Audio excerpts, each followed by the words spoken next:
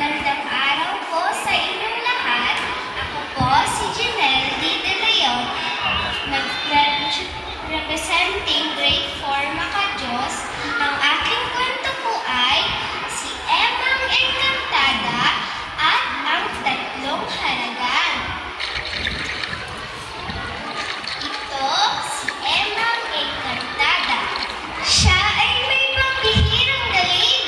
Maganda kanyang bakuran. Maraming prutas at gulay. Maraming ipon at hayop. Malinis ang hangin tubig.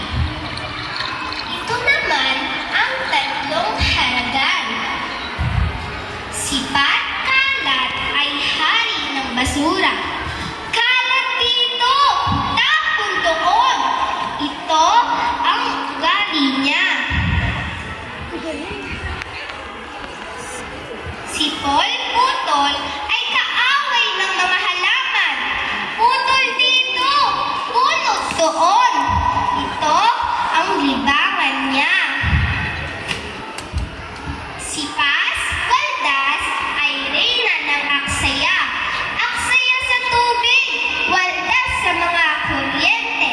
Ito ang gawain niya. Mga salbahe, wala na kayong ginawang mabuti.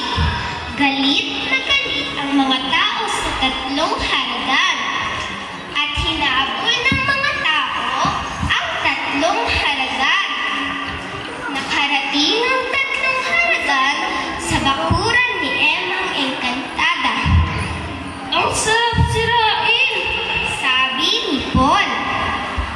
Sige, sirain natin, sabi ni Pat. Sirain natin ang todo, sabi ni Paz. Dumating si Emang Engkantada. Binawalan niya ang Tatlong Haragan. Tumawa lamang sila ng tumawa habang sinisira ang magandang bakuran. Nagalit si Emang Engkantada. Dapat kayong bigyan ng aral, sabi ni Emang Engkantada sa Tatlong Haragan.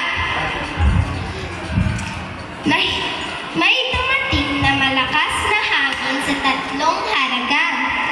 Nahilo ang Tatlong Haragan. Napunta si Paul sa isang lugar na puro buhangin. Walang halaman sa paligid at mainit ang sikat ng araw. Ang lugar ay isang parang disyerto.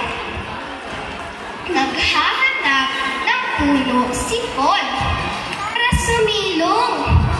Walang puno sa paligid. Mama.